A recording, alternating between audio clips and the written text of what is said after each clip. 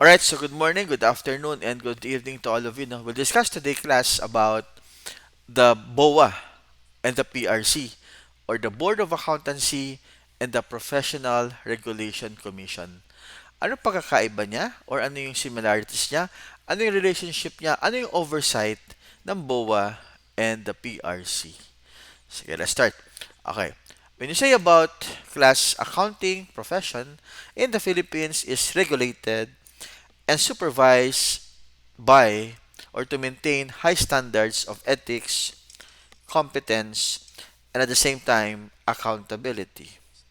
Yan po, class, no, ang ibig sabihin niyan, no? Oversight is the primarily exercised by the PRC and the Board of Accountancy. Yan po ang ating gagawin, no? Okay?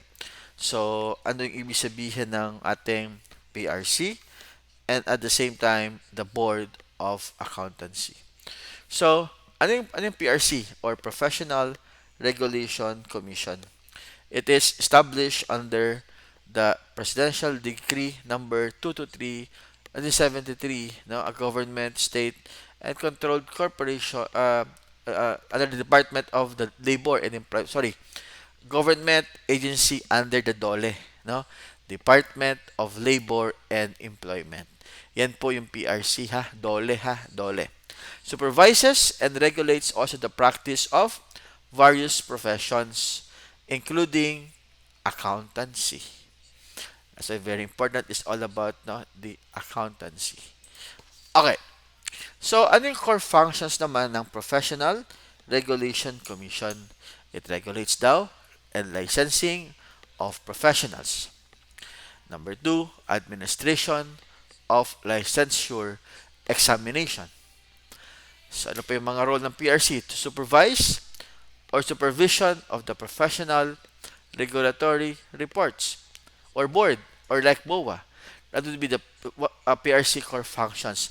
And number four, implementations of the regulatory laws and policies. And the last one is all about culinary or disciplinary actions no for professional misconduct.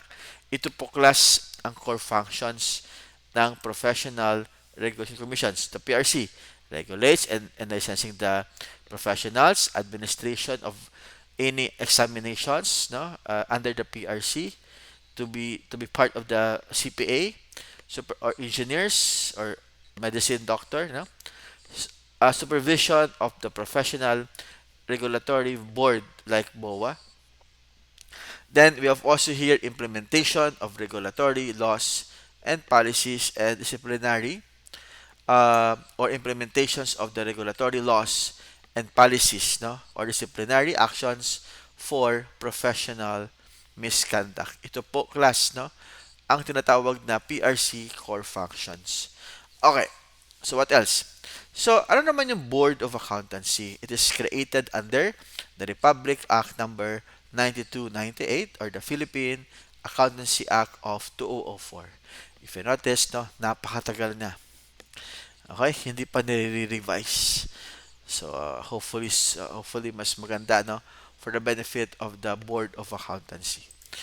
Number number 3 no as part of the BOA, composed of one chairman and six members appointed by the President of the Philippines. So hindi pwede ang mag-appoint no? It is to be appointed by the President of the Philippines. And it is operates under the supervision of the Professional Regulation Commission. Okay. BOA major responsibilities. Number one, supervise the practice of accountancy in the Philippines, possible and review the COA, that's the CPA examinations, no? So sila yung bahala, no? In examinations, no? Local, no? It is the CPA. Number three, adopt and enforce and code of ethics for CPAs, no? Or number four, ensure compliance with the continuing professional development. So sila pala yung bahala, no? In terms of your CPD. Okay, hindi pwedeng basta-basta lang, no? Okay. And number five, investigate violations and impose disciplinary sanctions. Okay, so that would be part of the board of their responsibilities. Okay. So, BOA oversight functions. Number one, it ensures adherence to accounting standards,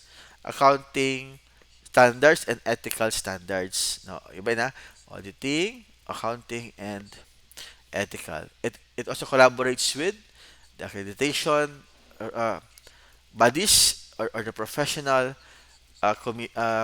organizations like the PIGPA. Mamaya we will discuss about the APON, no? Ano yung mga term na yan? And PIGPA yan, class, no? Okay? And the last one is the academic institutions. Okay. So, ano class ang pagkakaiba or ano yung relationship between PRC and BOA, no? PRC, ang sabi, government agency supervision all all professions, no?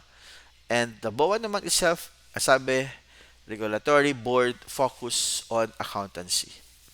And the PRC itself, no, it provides quality direction and administrative support, while the BOA, yes, ensures practical and disciplinary reg- uh, regulations. Okay. So, ano pa class? Ano pa yung mga PRC oversight? There would also be, number one, supervises BOA to ensure compliance with national laws and regulations. Also, they review and approve the BOA resolutions and guidelines, and they also provide administrative and uh, operational support. So that would be part of the oversight, no? Okay. Accountability mechanism. Ito. Transparency in governance. Place reporting or disciplinary actions or balance between compliance handling or monitoring, no? So dapat you have compliance, no, to be monitored, and coordinations with any other agencies like COA, Commission on Audit, SEC, BIR, and other agencies. Okay. So, kaya na class, hindi naman lahat perfecto, no? There would be challenges adapting to international standards, yes, or addressing the unlicensed or yes, practice, yes, sila yung bahala din. Strengthening ethics and independence. Alright, ano naman yung ating opportunities? Of course, there will be global recognitions of Filipino CPAs, siyempre. Integration of digital tools in precious. Strengthening ethics and independence, no? Or addressing a license, no? Opportunities last, global recognition, integration of digital tools, and stronger collaboration with academia. Okay? So there would be challenges at the same time there would be a opportunities. Okay. So conclusions last, no, for this, no, the PRC and the BOA safeguard, no, public interest and also uphold the professional competence, no, their oversight ensures that accountants remain competent, ethical, and globally competitive. No, oversight is not just a regulation; it is also a promise or protections naman to public trust. So that's the end of my, I think, conclusions to. Okay, so yan. Yes, we'll discuss pa rin accredited, no, professional APO. So kaya lang ito ay part of my other video. O sige, we'll discuss the APO.